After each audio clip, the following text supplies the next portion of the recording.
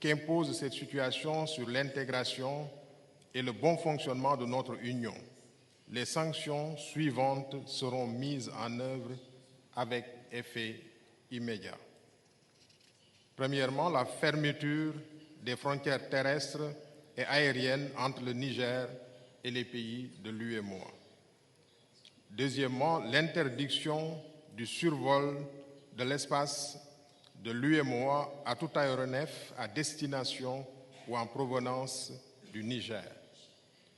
Troisièmement, la suspension de toutes les transactions commerciales et financières entre les pays de l'UEMOA et le Niger, y compris celles portant sur les produits pétroliers, l'électricité, les biens et services.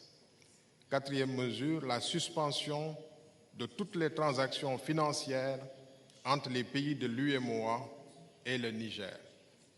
Cinquièmement, le gel des avoirs financiers et monétaires de l'État du Niger à la BCEAO et dans les banques commerciales des pays de l'UEMOA. Sixième mesure, le gel des avoirs financiers et monétaires des entreprises publiques et parapubliques du Niger à la BCEAO et dans les banques commerciales des pays de l'UEMOA. Septièmement, la suspension des opérations financières entre les banques du Niger et les banques installées dans les autres pays de l'UEMOA. Huitième mesure, la suspension de toute assistance et transactions financières en faveur du Niger par les institutions de financement de l'UEMOA, particulièrement la BOAD. Neuvième mesure, l'interdiction de voyage pour les auteurs de cette tentative de coup d'État, le gel de leurs avoirs financiers et la confiscation de leur patrimoine. Dixième mesure, l'interdiction de voyager, le gel des avoirs ainsi que la confiscation des biens s'applique à toutes les personnes civiles ou militaires qui participeraient à des institutions, organes ou gouvernements et qui tenteraient de constituer les militaires impliqués dans ce coup de force. Elle s'appliquerait également aux familles des personnes concernées qui seraient en outre interdites de séjour dans les pays de l'espace UEMOA.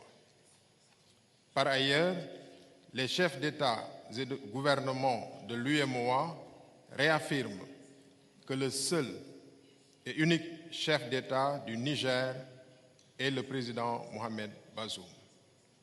En conséquence, seuls les actes officiels émanant de lui et de ses représentants sont reconnus par l'UEMOA. En cas d'atteinte à son intégrité physique, les auteurs seront tenus pour responsables.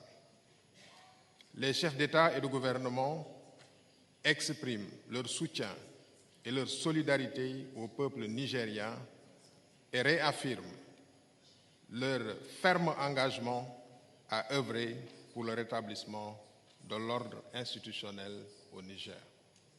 Fait à Abuja le 30 juillet 2023 pour la conférence des chefs d'État et de gouvernement de l'UEMOA, Son Excellence Alassane Ouattara.